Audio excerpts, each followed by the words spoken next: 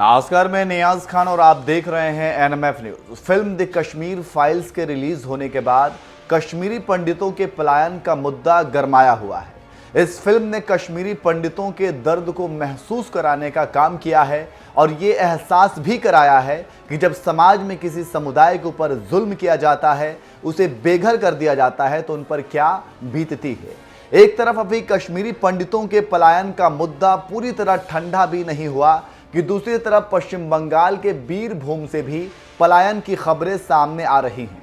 कहा जा रहा है कि पश्चिम बंगाल के बीरभूम में हिंसा के बाद इस इलाके से लोगों का पलायन शुरू हो गया है।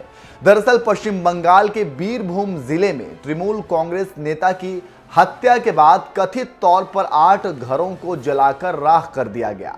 ऐसा कहा जा रहा है कि कुछ लोगों ने अपने नेता की हत्या का बदला लेने के लिए मकानों को जलाया है। जले हुए मकान से जो शव बरामद हुए हैं उसमें विरोधाभास भी देखने को मिल रहा है। दमकल अधिकारियों का कहना है कि आग पर काबू पाने में 10 लोगों के शव मिले हैं। वहीं पुलिस ये कह रही है कि 7 लोगों के शव ही बरामद किए गए थे। गंभीर रूप से झुलसे हुए 3 लोगों को निकाला गया है, जिनमें से एक की अस्पताल में मौत हो गई थी। उधर इस पूरे मामले में सीएम ममता बनर्जी ने जांच के लिए एसआईटी गठित कर दी है। इस मामले में अब तक 11 लोगों को गिरफ्तार किया गया है। वहीं इस मामले के सामने आने के बाद बीजेपी और लेफ्ट पार्टियों ने राज्य सरकार पर इस मामले को दबाने की कोशिश करने का आरोप भी लगाया है। इस मामले की गंभीरता को देखते हुए पश्चिम बंगाल के बीजेपी सांसदों ने नई दिल्ली में गृह मंत्री अमित शाह से मुलाकात कर इस पर तरजीह देने और कार्रवाई करने की मांग की है। उन्होंने बताया है कि गृह मंत्री अमित शाह ने 72 घंटे के अंदर राज्य सरकार से रिपोर्ट मांगी है। गृह मंत्रालय ने जॉइंट सेक्रेटरी स्तर के अधिकारी को घटनास्थल का जायजा लेने के लिए बीरभूम भेजने का भी फैसला किया है। वहीं हमेशा ममता सरकार के खिलाफ बोलने वाले बंगाल के गवर्नर जगदीप धनखड़ ने भी हिंसा पर कहा है कि यह इस बात का संकेत है कि राज्य हिंसा और अराजकता की संस्कृति की गिरफ्त में है। यह घटना राज्य में बिगड़ती कानून व्यवस्था का संकेत है। आगे क्या कुछ उन्होंने कहा, आप खुद सुन लीजिए। Considerably pained and disturbed at the horrifying barbarity at Rampur Haat that, according to the DGP, has already claimed 8 lives.